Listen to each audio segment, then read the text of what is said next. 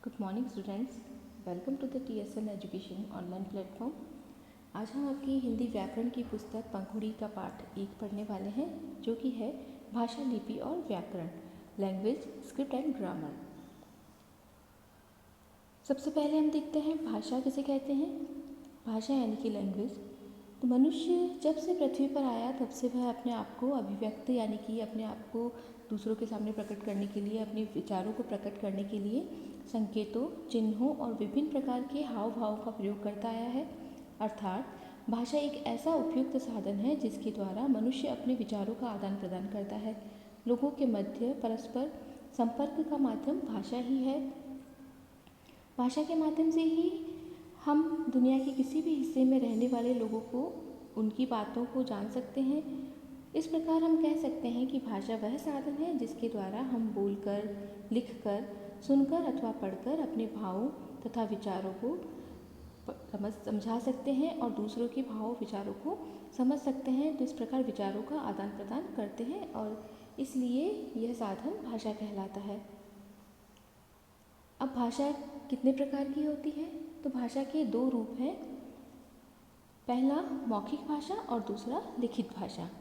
मौखिक भाषा यानी कि ऑरल लैंग्वेज, तो भाषा के जिस रूप से मन के भावों तथा विचारों का आदान प्रदान बोलकर या सुनकर किया जाता है वह भाषा का मौखिक रूप होता है।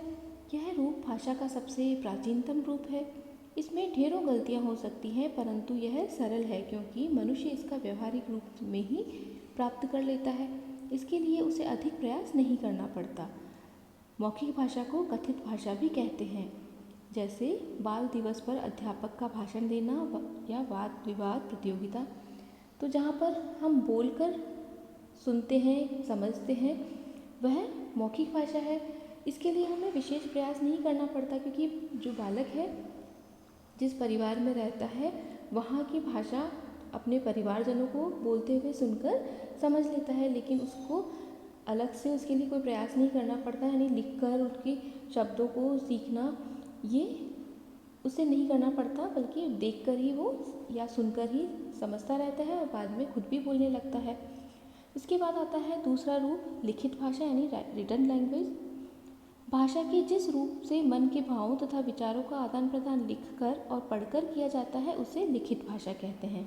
यह मौखिक भाषा की अपेक्षा अधिक कठिन होती है क्योंकि लिखित ज्ञान के लिए आपके व्याकरण, वर्तनी और साधारण लोकोक्तियों का भी प्रयोग आना चाहिए। इसके अतिरिक्त इसे सीखने के लिए अधिक प्रयास भी नहीं करना पड़ता। इसे सीखने के लिए हमें अधिक प्रयास करना पड़ता है। जैसे पिता ने अपनी पुत्री को पत्र लिखा, महाभारत ऋषि वेद व्यास द्वारा रचित है। तो यहाँ पर लिखित भाषा को सीखने के लिए हमें प्रयास करना पड़ता है, जबकि मौखिक भाषा जो है उसे सीखने के लिए हमें प्रयास नहीं करना पड़ता, हम देखकर सुनकर ही सीख जाते हैं। और लिखित भाषा में सबसे ज़्यादा ज़रूरी है कि व्याकरण जो है वो बहुत अच्छा होना चाहिए, अशुद्धियाँ नहीं होनी चाहिए, वर्तनी की, मात्राओं की यह जो गलतियाँ हैं वो नहीं होनी चाहिए। और जितना अच्छा हम अपनी भाषा को बनाना चाहते हैं तो उतने ही ज़्यादा हमें मुहावरों, लोकोक्तियों का प्रयोग करके अपनी भाषा को और अच्छा बना सकते हैं।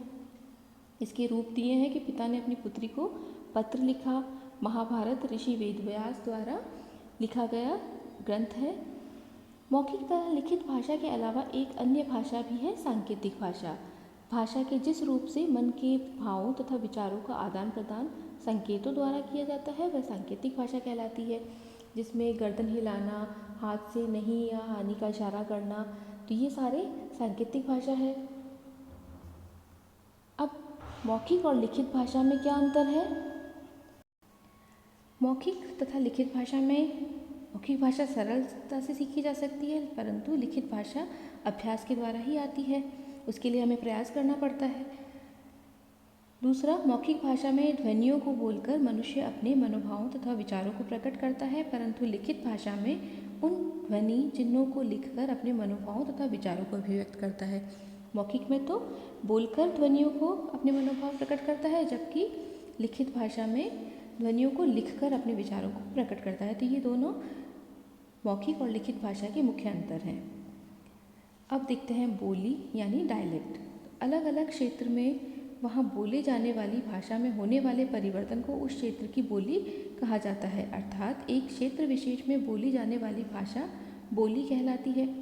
अतः हम कह सकते हैं कि एक क्षेत्र विशेष में बोली जाने वाली भाषा बोली कहलाती है। यानी कि जो मारवाड़ है वहाँ पर मारवाड़ी बोली जाती है, जयपुर में ढूंढाड़ी बोली जाती है, इसी तरह अजमेर में मेरवाड़ी बोली जाती है, कोटा में हाड़ौती बोली जाती है। इसी प्रकार अलग अलग क्षेत्र में बोली जाने वाली जो भाषा है या जो आम लोगों के बोलचाल की माध्यम है बोलचाल का, उसे बोली कहते हैं। जैसे और उदाहरण है ब्रज, अवधी, भोजपुरी आदि। भाषा और बोली में मुख्य अंतर क्या है? तो भाषा एक विस्तृत क्षेत्र में बोली जाती है जैसे हिंदी, इंग्लिश, लेकिन बोली का क्षेत्र छोटा होता है। जैसे ये क्षेत्र विशेष तक ही सीमित है, यानी कि अजमेर और उसके आसपास बोली जाने वाली मेरवाड़ी है, कोटा उसके आसपास या जयपुर और उसके आसपास अलग अलग जो सीमित क्षेत्र में बोली जाती है वो बोली होती है। जबकि जो भाषा है जैसे हिंदी है तो ये है अधिकांश भारत में बोली जाती है। भाषा का रूप मानक होता है लेकिन बोली का प्राय नहीं होता। मानक रूप होना यानी कि जो हम पढ़ रहे हैं ये शब्दों का रूप एक भाषा का मानक रूप है, देवनागरी लिपि में लिखा गया। इसी तरह इंग्लिश जो है उसे रोमन लिपि में लिखा जाता है, लेकिन बोली के लिए कोई निश्चित मानक रूप नहीं होता, यानी उसे हम शब्दों में नहीं लिख पाते। मानक भाषा का लिखित रूप होता है जबकि बोली सामान्यतः मौखिक होती है। भाषा का अपना साहित्य होता है, बोली प्रायः लोक साहित्य में मिलती है। यानी जो लोक साहित्य यानी कि कथाएं, जो कहानियाँ जो है हमारी बोली की, वो हम अपने दादी नानी से और अपने पूर्वजों से सुनते आते हैं। तो इस तरह इनका लिखित रूप नहीं होता। जबकि जो भाषा है उसका अपना साहित्य होता है। अलग अलग भाषाओं में जैसे मैथिली, अवधी, हिंदी, इंग्लिश, इन सब का लिटरेचर होता है, साहित्य होता है।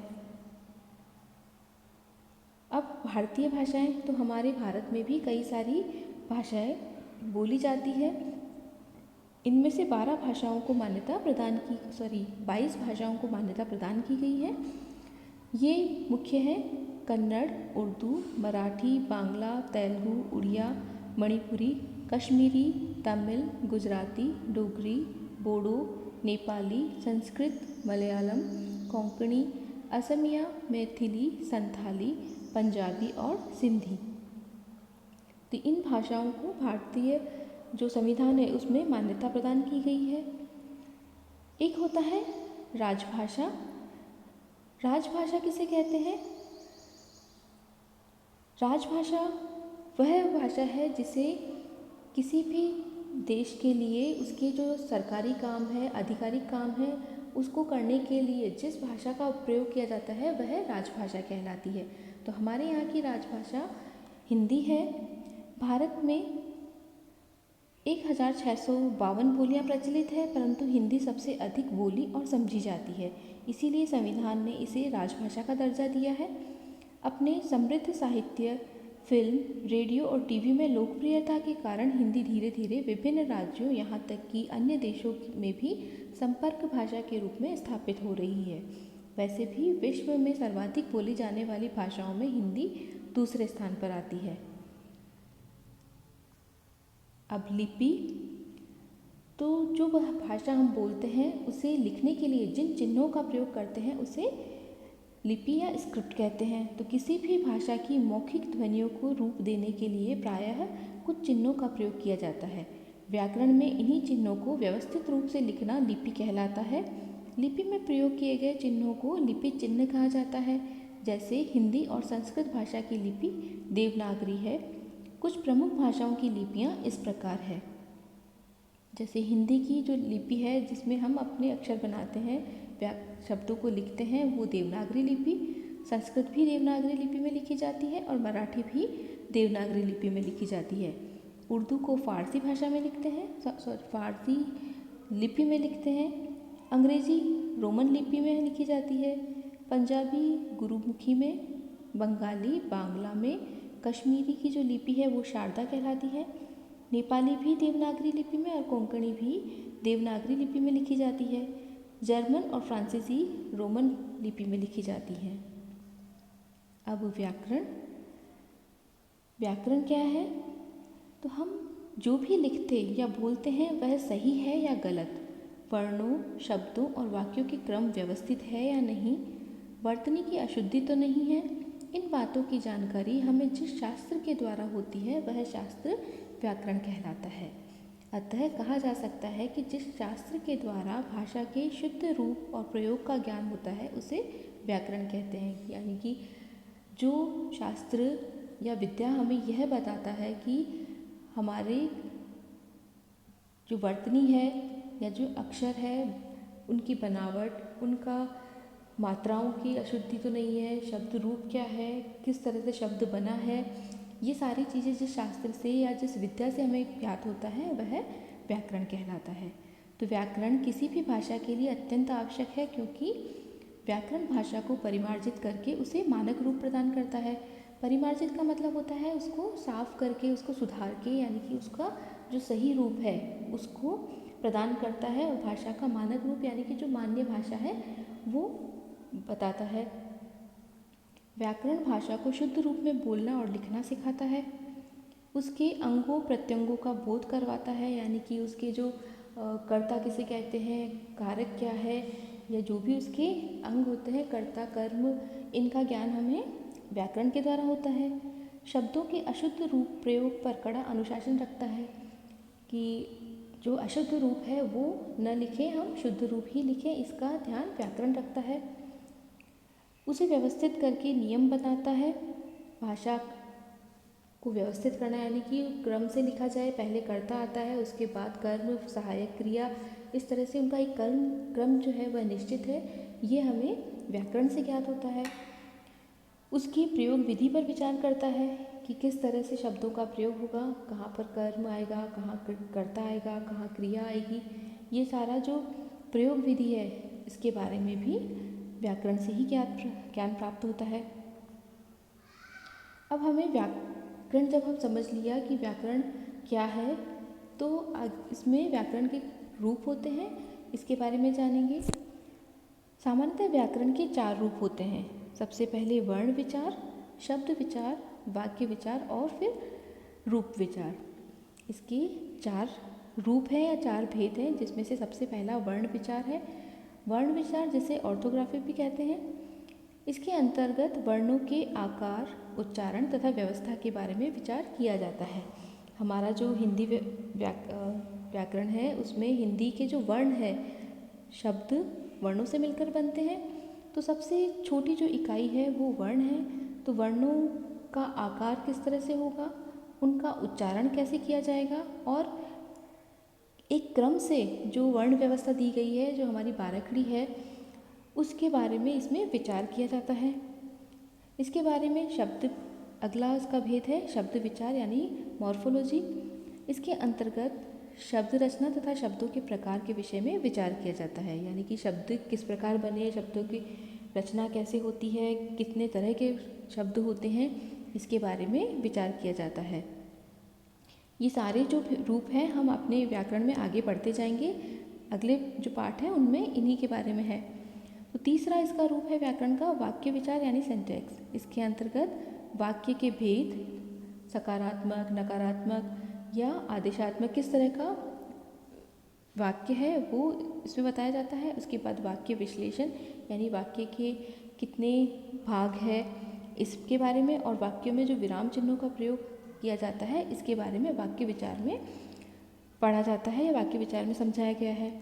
और चौथा रूप है व्याकरण का रूप विचार। इसके अंतर्गत शब्दों के रूप परिवर्तन, उनकी रचना, भेद तथा कार्य का अध्ययन किया जाता है। अब तक हमने पढ़ा भाषा के बारे में कि भाषा वह साधन है जिसके द्वारा मानव अपनी भावनाओं, विचारों और सूचनाओं का आदान प्रदान करता है।